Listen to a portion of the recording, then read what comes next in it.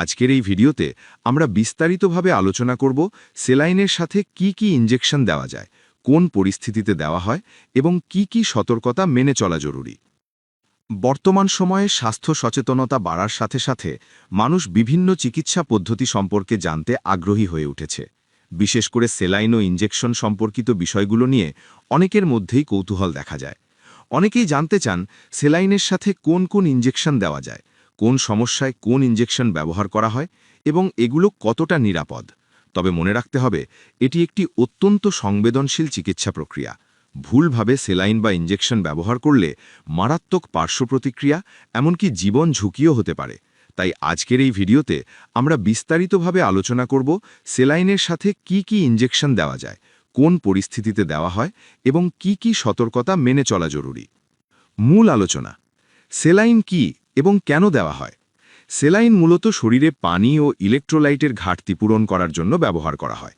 এটি শরীরে দ্রুত শক্তি ফিরিয়ে আনে এবং বিভিন্ন চিকিৎসায় সহায়ক ভূমিকা পালন করে। বিশেষ করে ডিহাইড্রেশন, দুর্বলতা, বমি, ডায়রিয়া বা অপারেশনের পর সেলাইন দেওয়া হয়ে থাকে। শারীরিক দুর্বলতা থাকলে কি দেওয়া হয়? যদি কোনো রোগী অতিরিক্ত দুর্বলতা, ক্লান্তি বা শক্তির অভাব নিয়ে আসে, তাহলে নরমাল সেলাইনের সাথে কিছু ভিটামিন ও মিনারেল দেওয়া যেতে পারে, যেমন vitamin B complex, calcium injection, vitamin C. এই উপাদানগুলো শরীরের শক্তি বৃদ্ধি করে, নার্ভ ও মাংসপেশিকে সক্রিয় রাখে এবং রোগীকে দ্রুত সুস্থ হতে সাহায্য করে। তবে ডোজ নির্ধারণ অবশ্যই রোগীর বয়স, ওজন এবং শারীরিক অবস্থার উপর নির্ভর করে। গ্যাস্ট্রিক বা বুক জ্বালাপোড়া হলে কি করবেন? অনেক রোগী গ্যাস্ট্রিক অ্যাসিডিটি বা বুক জ্বালাপোড়ার সমস্যা নিয়ে আসেন। এই ক্ষেত্রে নরমাল সেলাইনের সাথে গ্যাস্ট্রিক নিয়ন্ত্রণের ইনজেকশন দেওয়া হয়, যেমন ওমিপ্রাজল, এসোমিপ্রাজল বা প্যান্টোপ্রাজল। এগুলো পাকস্থলীর অ্যাসিড কমিয়ে দ্রুত আরাম দেয় এবং জ্বালাপোড়া কমাতে সাহায্য করে। অতিরিক্ত ব্যথা হলে কি ইনজেকশন দেওয়া হয়? যদি রোগী তীব্র ব্যথা অনুভব করে, তাহলে ব্যথা কমানোর জন্য নিচের ইনজেকশনগুলো দেওয়া হতে পারে, যেমন ট্র্যামাডল হাইড্রোক্লোরাইড, কেটোরোল্যাক। এগুলো দ্রুত ব্যথা উপশম করে। আর যদি পেটের ব্যথা হয়, তাহলে টিওমিনিয়াম মিথাইল সালফেট। এই ইনজেকশনটি পেটের খিঁচুনি বা স্প্যাজম কমাতে কার্যকর। বমি বমি ভাব বা বারবার বমি হলে কি করবেন? রোগীর যদি বমি বমি ভাব বা বারবার বমি হয়, তাহলে শরীরে পানি ও লবণের ঘাটতি তৈরি হয়। এই অবস্থায় সেলাইনের সাথে নিচের ইনজেকশন দেওয়া যেতে পারে, যেমন অনড্যানসেট্রন, প্যালোনোসেট্রন। এগুলো বমি বন্ধ করতে খুব দ্রুত কাজ করে এবং রোগীকে স্বস্তি দেয়। পাতলা পায়খানা বা ডায়রিয়া হলে কি করা হয়? ডায়রিয়ার ক্ষেত্রে শরীর থেকে প্রচুর পানি বের হয়ে যায়, তাই সেলাইন দেওয়া অত্যন্ত জরুরি। এর সাথে প্রয়োজনে দেওয়া যেতে পারে মেট্রোনিডাজল বা সিপ্রোফ্লক্সাসিন। তবে এই ক্ষেত্রে নরমাল সেলাইনের পরিবর্তে কলেরা সেলাইন ব্যবহার করা বেশি কার্যকর, কারণ এতে প্রয়োজনীয় ইলেকট্রোলাইট থাকে। প্রেশার কমে গেলে কি করবেন?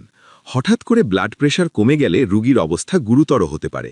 এই সময় নরমাল সেলাইনের সাথে দেওয়া যেতে পারে ডেক্সামেথাসন, হাইড্রোকর্টিসন। এই ইনজেকশনগুলো শরীরে স্ট্রেস মোকাবিলা করতে সাহায্য করে এবং প্রেশার স্থিতিশীল রাখতে সহায়তা করে। অ্যালার্জির সমস্যা হলে কি ইনজেকশন দেওয়া হয়? রোগীর যদি তীব্র অ্যালার্জি, চুলকানি বা শ্বাসকষ্ট দেখা যায়, তাহলে দ্রুত ব্যবস্থা নেওয়া জরুরি। এই ক্ষেত্রে সেলাইনের সাথে দেওয়া যেতে পারে ডেক্সামেথাসন বা মিথাইল প্রেডনিসলন। পরবর্তীতে রোগীকে অ্যান্টিহিস্টামিন ওষুধ চালিয়ে যেতে বলা হয়, যাতে অ্যালার্জি পুরোপুরি নিয়ন্ত্রণে আসে। একাধিক সমস্যা থাকলে কি করবেন? অনেক সময় রোগী একসাথে একাধিক সমস্যা নিয়ে আসে, যেমন দুর্বলতা, গ্যাস্ট্রিক, ব্যথা ও বমি। এই ক্ষেত্রে একাধিক ইনজেকশন প্রয়োজন হতে পারে। তবে গুরুত্বপূর্ণ বিষয় হল, একসাথে ৩-৪টির বেশি ইনজেকশন সেলাইনের সাথে মেশানো উচিত নয়, কারণ এতে অ্যালার্জিক রিয়াকশন হতে পারে, পার্শ্বপ্রতিক্রিয়া বাড়তে পারে, খিঁচুনি বা অন্যান্য জটিলতা দেখা দিতে পারে। গুরুত্বপূর্ণ সতর্কতা: সঠিক ডোজ না জেনে কখনো ইনজেকশন ব্যবহার করবেন না। রোগীর পূর্বের রোগ ইতিহাস জানা জরুরি। অ্যালার্জির ইতিহাস থাকলে বিশেষ সতর্ক থাকতে হবে। সবসময় প্রশিক্ষিত ডাক্তার বা নার্সের তত্ত্বাবধানে সেলাইন দিতে হবে। সেলাইনের সাথে ইনজেকশন দেওয়া একটি গুরুত্বপূর্ণ এবং সংবেদনশীল চিকিৎসা প্রক্রিয়া। এটি সঠিকভাবে প্রয়োগ করলে রোগী দ্রুত সুস্থ হয়ে উঠতে পারে, কিন্তু ভুল প্রয়োগে মারাত্মক ক্ষতির সম্ভাবনাও থাকে। তাই নিজেরা কখনোই এই ধরনের চিকিৎসা দেওয়ার চেষ্টা করবেন না। সবসময় অভিজ্ঞ চিকিৎসকের পরামর্শ নিন এবং নিরাপদ চিকিৎসা নিশ্চিত করুন। শেষ কথা: এই ভিডিওটি শুধুমাত্র সচেতনতা ও জানার উদ্দেশ্যে তৈরি। যদি ভালো লেগে থাকে তাহলে শেয়ার করুন এবং স্বাস্থ্য বিষয়ে সচেতন থাকুন। এই ধরনের আরও সহজ এবং গুরুত্বপূর্ণ মেডিকেল ভিডিও পেতে লাইক, কমেন্টস, শেয়ার করে আমাদের সাথেই থাকুন। সকলকে ধন্যবাদ। আসসালামু আলাইকুম।